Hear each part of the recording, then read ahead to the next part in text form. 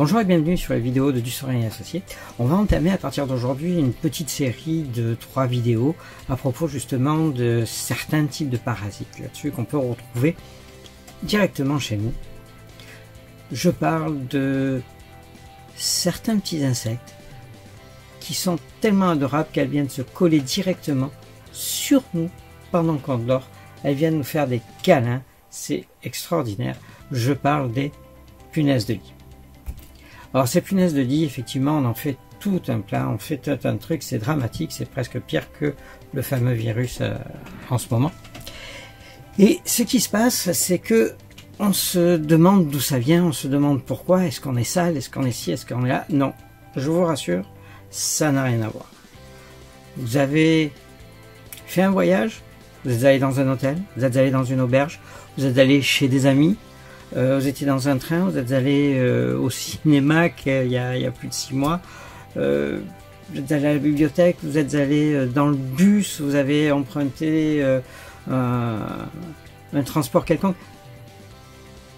Vous avez pu en récupérer au moins une, et si c'est une femelle, il se peut très bien que quelques mois après, vous commenciez à avoir une présence beaucoup plus visible.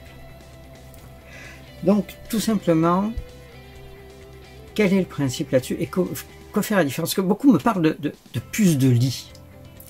La puce, comme vous voyez ici, est étroite. Elle est extrêmement petite, on la voit quasiment pas.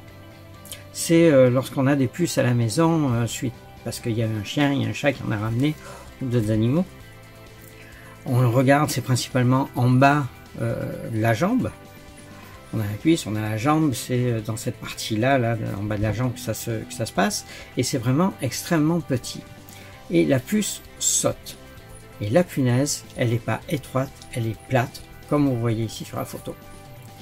En plus de ça, les deux vont sucer quoi? Notre sang. Mais la punaise de lit, elle, va rester toujours aux alentours de son restaurant, c'est-à-dire de nous. Eh oui, nous sommes le restaurant.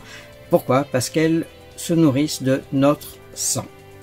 Alors pour savoir où est le restaurant, où nous sommes, si elle a été récupérée lors d'un voyage, elle est tombée dans la valise, ou elle a été pliée avec un vêtement, etc., qui a été placé, il faut savoir que la punaise de lit, et je ne vais pas vous faire peur avec ça, la punaise de lit peut tenir sans manger facilement de 10 à 12 mois.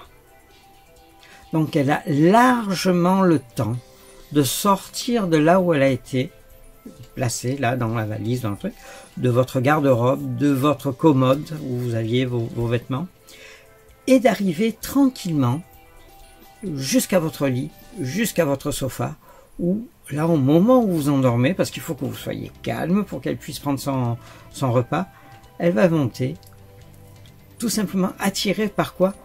Par le gaz carbonique que l'on expire lors de notre respiration. On inspire, on expire. Et donc quand on ressouffle, c'est pas d'oxygène, il y a beaucoup d'oxygène, oui, mais c'est pas ça, il y a beaucoup de gaz carbonique et il y a beaucoup d'indications de ce que notre sang contient. Donc avec ça, elle repère où elle doit aller. Par la suite, une fois qu'elle arrive sur nous, elle va repérer notre veine par la chaleur. Et à partir de là, elle va piquer. Donc, lorsqu'on a un doute, lorsqu'on se questionne, est-ce que j'ai récupéré des punaises de lit quelque part? Est-ce qu'on a des punaises dans la chambre? Comment faire pour vérifier ça? Déjà, on va regarder si on a des traces partout dans les endroits que vous voyez ici, qui sont encerclés là avec un petit rond. Mais principalement au niveau de votre lit.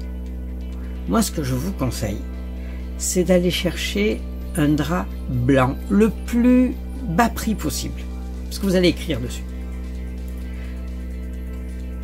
Et au bout de quelques nuits, si vous voyez tout simplement des taches rouges, parce que ça va être une petite pellicule de sang, une petite gouttelette de sang qui sera tombée sur le drap que vous aurez déposé suite aux piqûres, à ce moment-là, vous entourez par en dessous, vous passez de l'autre côté du drap, vous avez votre matelas, le drap, vous dormez ici, vous passez et vous inscrivez ici la date à laquelle vous avez trouvé cette petite tache de sang. Et vous observez, si quelques jours après, il y en a une autre, vous notez la date, et ainsi de suite. Là, il y a peut-être déjà un indice de savoir qu'on a des punaises de lit. À partir de là, et dans les endroits comme précédemment, je vous remonte une autre photo là-dessus, mais c'est pareil, dans les endroits qui sont entourés d'un cercle, vous allez regarder si vous trouvez les petites taches noires qui sont, désolé de dire, qui sont les petits cacas, les petites déjections de cette punaise de lit. À partir de là, si vous en trouvez, effectivement, vous avez de fortes chances d'avoir été infesté par des punaises de lit. On va se reparler dans la prochaine vidéo de savoir comment on peut arriver véritablement à faire l'identification de cette punaise de lit, à faire cette recherche-là et commencer à traiter, commencer à éliminer cette présence-là.